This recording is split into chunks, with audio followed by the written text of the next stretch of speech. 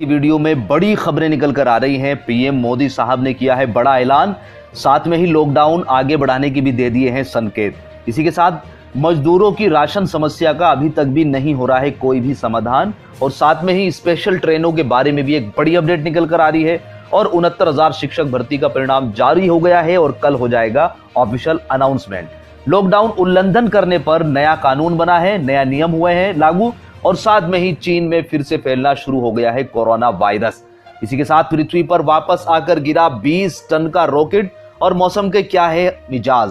खबरों में और भी है बहुत कुछ। अगर चैनल पर पहली बार विजिट कर रहे हैं तो सब्सक्राइब जरूर कर लीजिएगा। दोस्तों, वीडियो में आगे बढ़ने से पहले अभी तक जान लेते हैं कि कोरोना के मरीजों की क्या अपडेट निकल कर आ रही है। तो यहाँ पर अगर हिंदुस्तान की बात कर रहे हैं तो 73,981 लोगों में इसके संक्रमण पाए गए हैं, और जिसमें 2,408 लोगों की इस संक्रमण के कारण मौत हो गई है, जबकि 24,124 लोग सही होकर अपने घरों पे चले गए हैं। यहीं पर दोस्तों अगर पूरी दुनिया की बात करते हैं तो यहाँ पर 43,11,914 लोगों में इस वायरस की पुष्टि हो गई है, जबकि 2,90,597 लोगों की इस वायरस की वजह से मृत्यु हो गई है, और इसी के साथ 15,67,141 लोग सही होकर अपने घरों पर भी चले गए हैं। दोस्तों, आज की जो सबसे बड़ी खबर निकल कर आ रही है वो है कि पीएम नरेंद्र मोदी जी ने जो देश के नाम संबोधन दिया है उसमें साथ में ही संकेत दे दिए हैं कि लॉकडाउन 4.0 भी आने वाला है।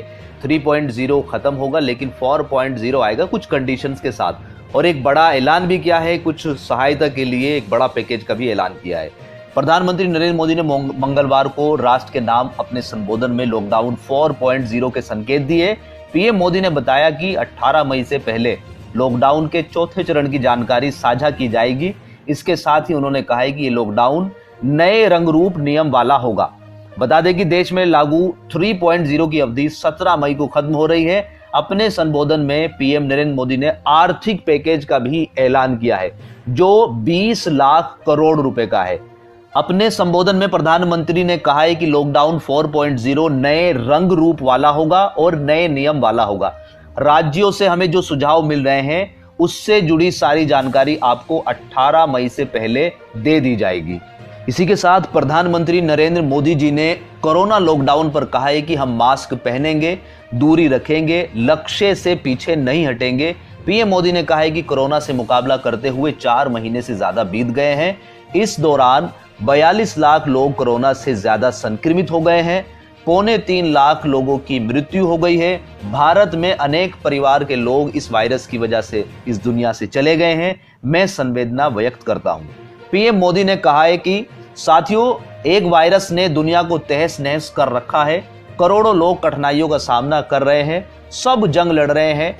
हमने अब तक ऐसा संकट देखा सुना नहीं है।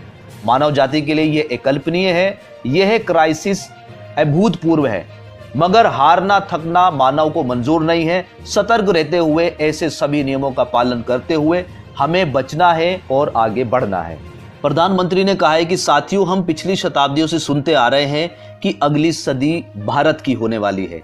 कोरोना से दुनिया को समझने का मौका मिला है। 21वीं सदी भारत की हो, यह सपना ही नहीं, हमारी जिम्मेदारी भी है। लेकिन इसका रास्ता क्या है? आज की स्थिति ने हमारे पास एक ही रास्ता है, केवल और केवल आत्मनिर्भर भारत।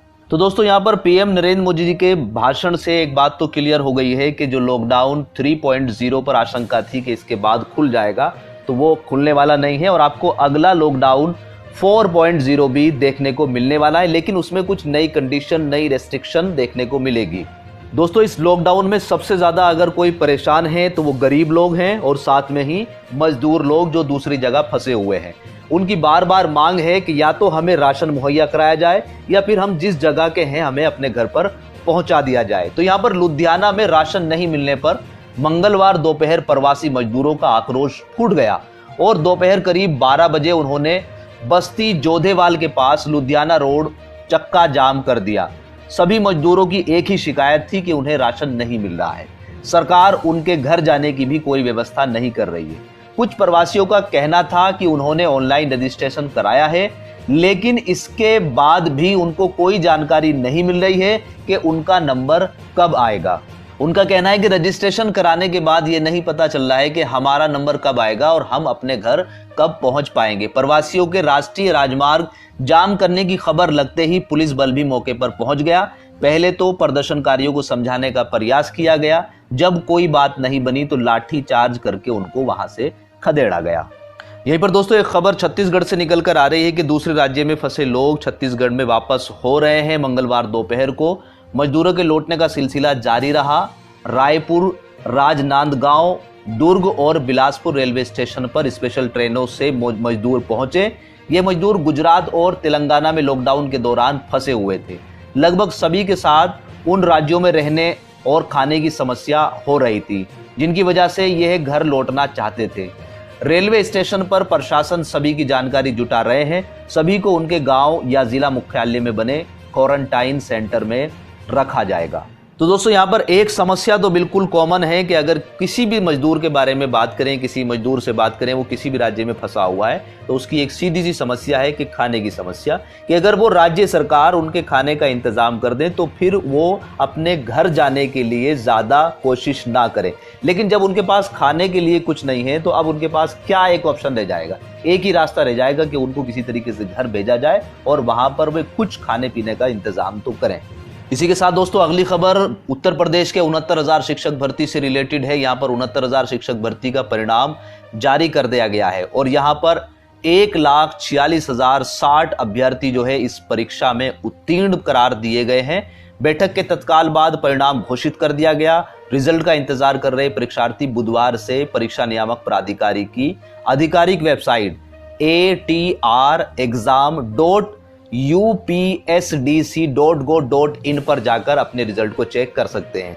जी हाँ दोस्तों, यहाँ पर इस भर्ती में 4,10,440 उम्मीदवारों ने पार्टिसिपेट किया था, जिसमें 1,40,060 अभ्यर्थी उत्तीर्ण हुए हैं।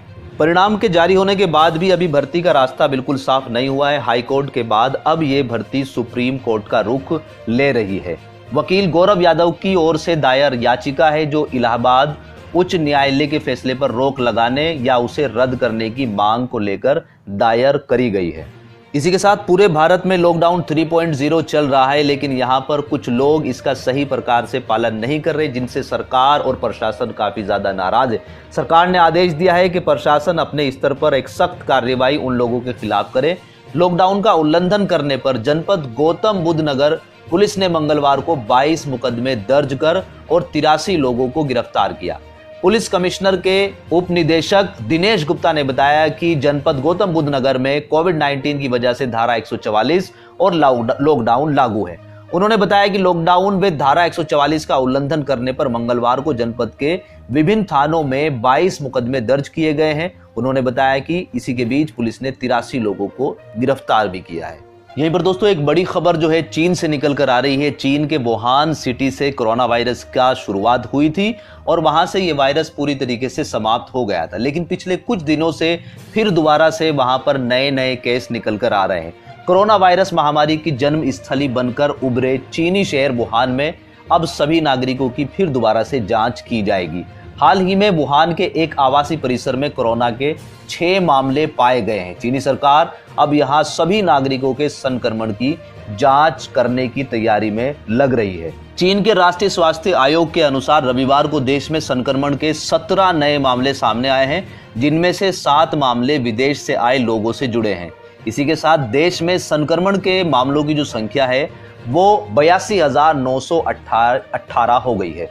इसी के साथ दोस्तों एक और बड़ी खबर चाइना से निकल कर आ रही है कि चाइना ने एक रॉकेट को स्पेस में लॉन्च किया था, जो कि तकनीकी खराबी के कारण वापस पृथ्वी पर आकर गिर गया और एक बहुत बड़ा हादसा होते होते बच गया।